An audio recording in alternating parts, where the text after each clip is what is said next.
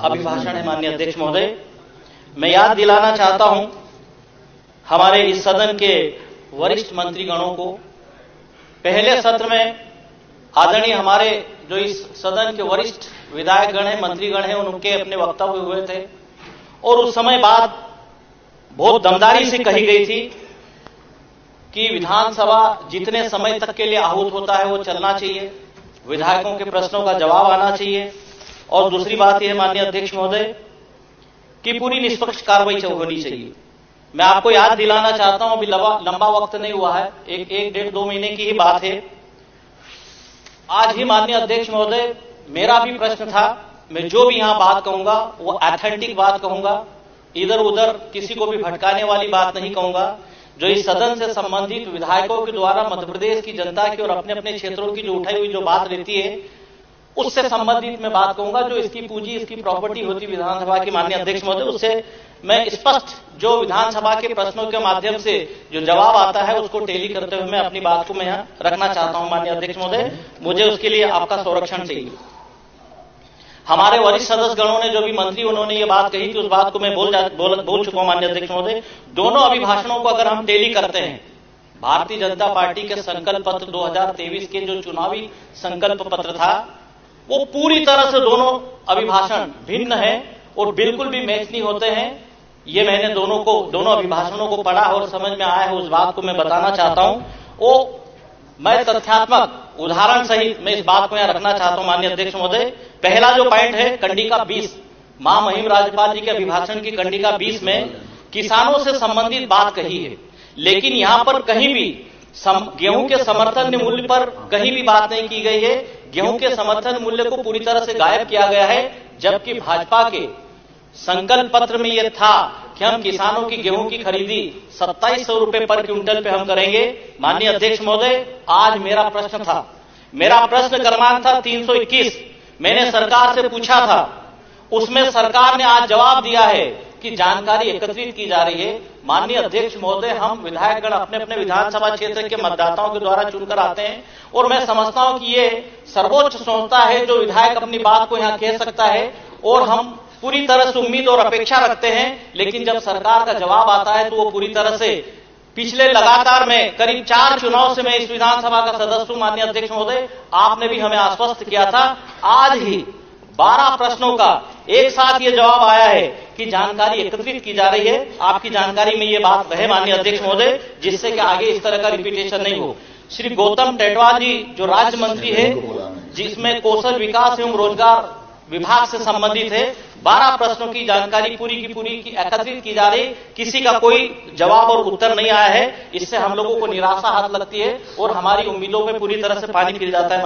माननीय सभापति महोदय, मेरा आग्रह है कि आपने कहा था चुनाव में कि 2700 रुपए पर क्विंटल हम गेहूं खरीदेंगे, आपने कहीं भी इसका उल्लेख नहीं किया है दोनों अभिभाषणों पर। लेकिन मैंने आपका संकल्प पत्र भाजपा का मैंने पढ़ा है, उसमें यह था कि हम 27 रुपए पर क्विंटल गेहूं खरीदेंगे।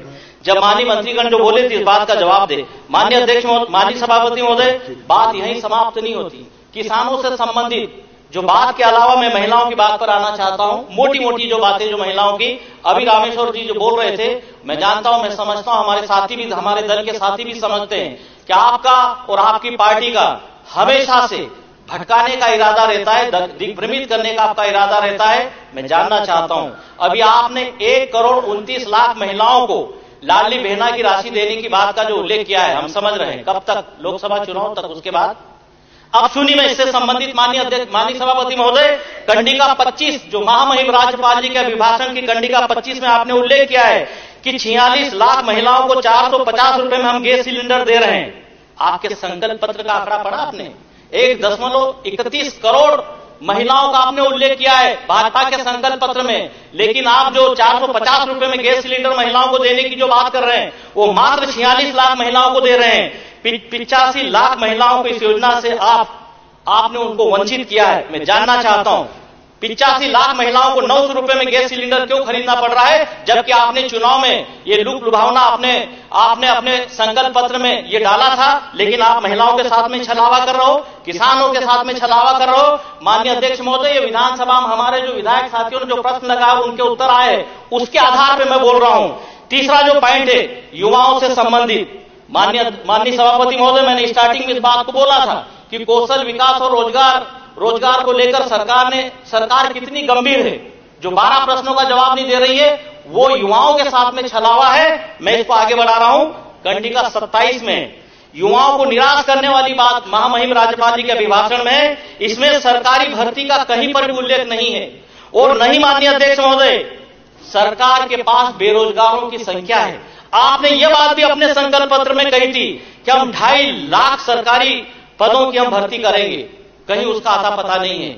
इसलिए आपको अपनी बात को कहां घुमाना फिराना पड़ा है।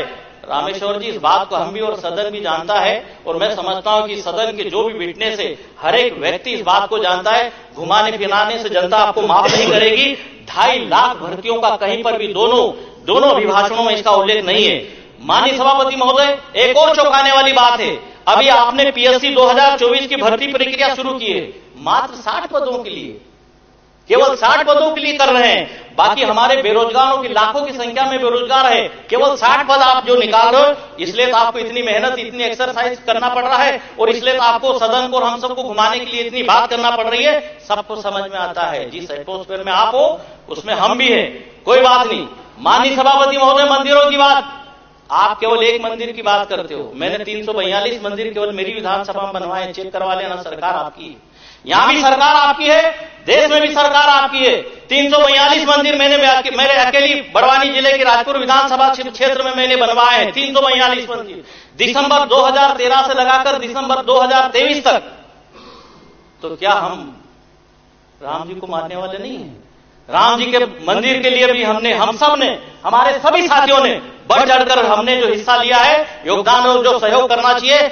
लेकिन माननीय सभापति महोदय, बताने की बात नहीं, मेरे को इसलिए यहां बोलना पड़ रहा है। मैंने कभी भी 342 मंदिर बना के मैं इसलिए नहीं बोलता था, लेकिन अभी आज आप बोले हैं, इस कारण से मुझे बोलना पड़ा है कि आप एक मंदिर की बात करते हो। बाला बच्चन ने अपनी विधानसभा में 10 साल में 342 मंदिर बनवा दिए। माननीय अध्यक्ष महोदय, इसी से संबंधित, युवाओं से संबंधित आज फिर मेरा प्रश्न था।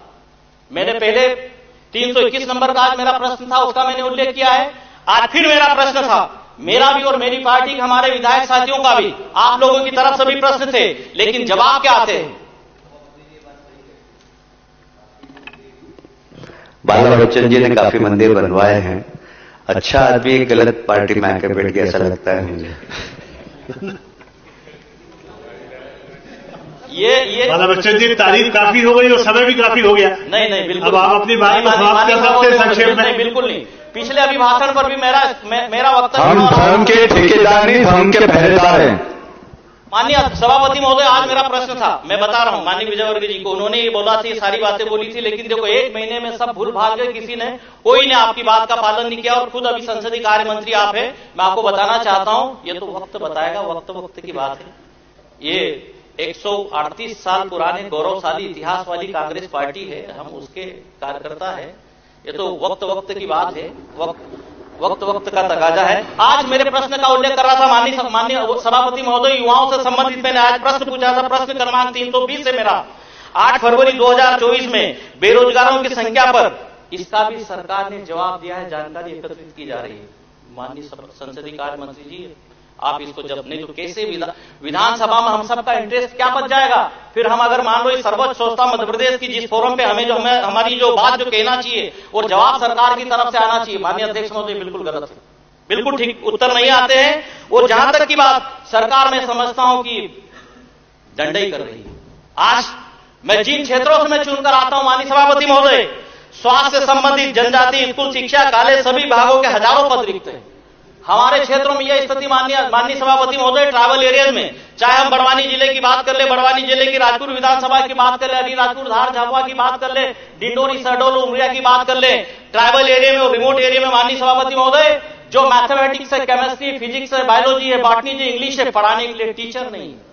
मैंने भी एक बैठक में मेरे यहाँ का फोल्डर लिया तो मेरी विधानसभा, मेरे बड़वानी जिले में केमिस्ट्री के टीचर का माननीय सभापति महोदय, पूरे बड़वानी जिले में केमिस्ट्री का एक भी टीचर नहीं था। आप तुलना करो मध्य प्रदेश के छात्रों की और क्वालिटी ऑफ एजुकेशन की हमारे पड़ोसी राज्यों से, बहुत बदतर स्थिति है। कहां ले जाओगे प्रदेश को? माननीय सदस्य कृपया सीमित करें, 10 मिनट हो गए हैं। माननीय सभापति महोदय ने कितना बोला, मैं फर्स्ट बोलने वाला हूँ मेरी पार्टी की तरफ से। माननीय सभापति महोदय, मैं पहला बोलने वाला हूँ। लास्ट टाइम की ये बात आपने कही थी। माननीय सभापति महोदय, बात यही नहीं समाप्त होती। कंडिका 27 में ऑथेंटिक चीजें बता रहा हूं और उसके बाद मैंने जो अभिभाषण को जो पढ़ा कंडिका वाइज, प्रश्न वाइज और सॉलिड और परफेक्ट और ऑथेंटिक बातें मैं बता रहा हूं। माननीय सभापति महोदय नहीं सुनना चाहे कोई बात नहीं। कंडिका 27 में सरकार दावा कर रही थी 7 लाख युवाओं को 5,000 करोड़ रुपए के स्वरोजगार ऋण दिए गए, मतलब केवल 70,000 रुपए प्रति युवा ऋण दिए गए। इसमें कौन सा व्यापार युवा करेगा? 70,000 रुपए में क्या स्वरोजगार योजना चलेगी और क्या व्यापार करेंगे? माननीय सभापति महोदय, सरकार को सोचने को देखने की बात है, समझने की बात है। कंडिका 15 में संबल योजना की बात, सरकार खूब ढिंडोरा पीटती संबल योजना की। माननीय अध्यक्ष महोदय, बताना चाहता हूं पैरा 15 के आंकड़े, सरकार के आंकड़े फर्जी है, जिसमें सरकार बोलती है कि 5,25,000 हितग्राहियों को 5,000 करोड़ रुपए की राशि दी है। आज ही मेरा प्रश्न था माननीय सभापति महोदय, और मेरे प्रश्न के उत्तर में आया है। मैं सदन को बताना चाहता हूं चौंकाने वाली बात, बड़वानी जिले की राजपुर विधानसभा जिसका एक जनपद ठीकरी है जो मेरी विधानसभा के अंतर्गत आती है, मैंने प्रश्न लगाया था 27 फरवरी 2023 से आज तक 168 प्रकरण लंबित है और साल भर में 1 रुपए की भी राशि नहीं दी गई है। आपने ये 5 लाख, हाँ आंकड़ा गलत नहीं, लेकिन 5,25,000 हितग्राहियों को 5 करोड़ रुपए राशि देने की बात मैं ये बताना चाहता हूं कि मेरे जिले में संबल योजना की राशि नहीं पहुंच रही है। और मैंने ये आपको प्रश्न वाइज मैंने आपको बताया है, ये मैं आपको 322 नंबर का मेरा प्रश्न था और इसमें कोई राशि साल भर से अभी तक राजपुर विधानसभा की ठीकरी जनपद में 168 प्रकरण पेंडिंग है और इसमें कोई राशि नहीं दी गई है। तो आज एक विधानसभा के और जिले की अगर ये स्थिति माननीय अध्यक्ष सभापति महोदय, तो पूरे मध्य प्रदेश में क्या स्थिति होगी? कंडिका 15 में फिर जल जीवन मिशन की बात आपने कही है और प्रदेश में योजना मैं बताना चाहता हूं कि पूरी तरह से यह भ्रष्टाचार की शिकार हो गई है योजना। आपने इसमें बताया है कि लगभग 12,000 से अधिक ग्रामों के सभी घरों में 100% नल से पानी उपलब्ध कराने की, यह भी मेरा इससे संबंधित प्रश्न था माननीय सभापति महोदय। मेरे महाराजपुर विधानसभा क्षेत्र में जो सड़कें खोद दी गई नल जल योजना के लिए 32 किलोमीटर, एक तो फिर से बनाई नहीं है और उसके बाद जो है 60 से अधिक गांव में पानी की टंकियां नहीं बनी, नल जल योजनाएं पूरी नहीं हुई, सबमर्सिबल अच्छे नहीं डले और कोई भी 60 गांव में, केवल एक विधानसभा के मेरे अपने 87 में से 87 गांव को लिया गया था, 60 गांव में पिछले 4 साल से पूरी योजना आधी अधूरी इनकम्प्लीट पड़ी है और पूरी राशि सभी अलग अलग संगठन में आपको बताना चाहता हूं, आपकी जानकारी में लाना चाहता हूं माननीय मंत्री जी, सभी वहां दल के हमारे जो अलग अलग संगठन के जो पदाधिकारी है लगभग 400 करोड़ रुपए का करप्शन का अनुमान लगा रहे हैं। बड़वानी जिले में नल जल योजना में इतना करप्शन हुआ है माननीय सभापति महोदय, तो पूरे प्रदेश में क्या हाल होंगे, ये इन बातों से आपको बताना चाहता हूं और आपसे मैं निवेदन भी करना चाहता हूं। माननीय सदस्य, आपके दल के 21 लोगों को बोलना है, उनको भी थोड़ा समय देना पड़ेगा, आप कृपया संक्षिप्त करें। जी माननीय अध्यक्ष महोदय, पेटलावद विस्फोट कांड से सरकार ने कोई सबक नहीं ली, जिससे कि अभी ये हरदा का विस्फोट कांड हो गया है।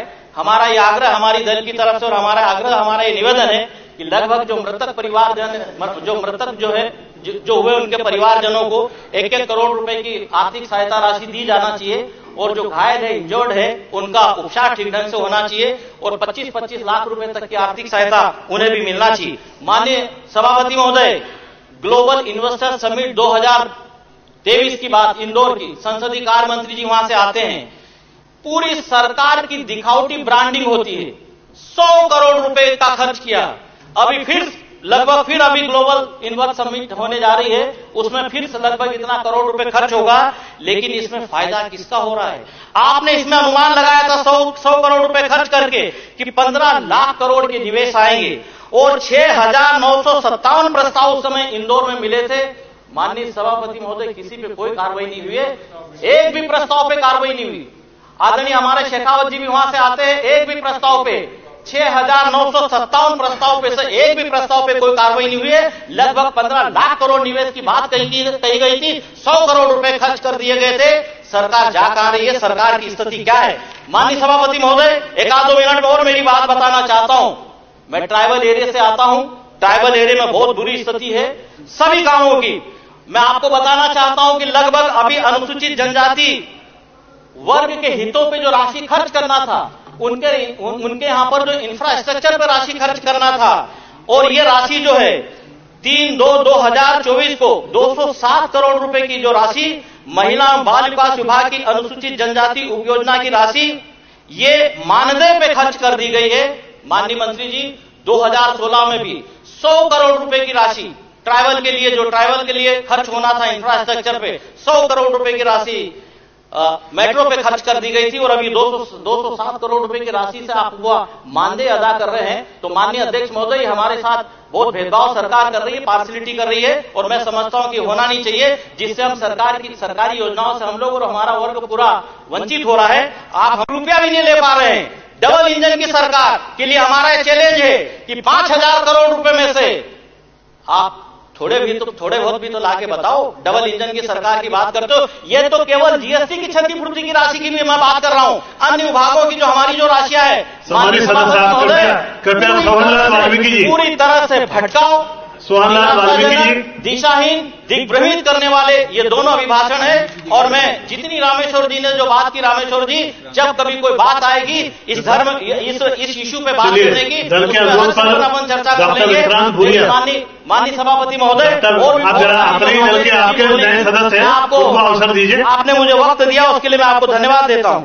धन्यवाद, बहुत बहुत धन्यवाद सभापति जी। सम्मानीय सदन, कल राज्यपाल जी का मैंने भाषण सुना, आज रामेश्वर शर्मा जी ने भी चीजें बताई। बात यह है कि इन दोनों भाषणों में एक चीज साफ थी, रोजगार का मुद्दा गायब था। जो रोजगार आज युवाओं के लिए सबसे बड़ा मुद्दा बन गया है। इस प्रदेश का हर युवा एक ही चीज पुकारता है, रोजगार, रोजगार, रोजगार। और उनकी पीड़ा मैं आप सबके सामने रखना चाहूंगा। बेरोजगार हैं साहब, इन्हें रोजगार चाहिए। भ्रष्टाचार में लोग खूब नौकरी पा रहे हैं, रिश्वत की कमाई खूब मजे से खा रहे हैं। नौकरी पाने के लिए यहां जुगाड़ चाहिए। बेरोजगार हैं साहब, इन्हें रोजगार चाहिए। टैलेंट की कोई कमी नहीं, मध्य प्रदेश की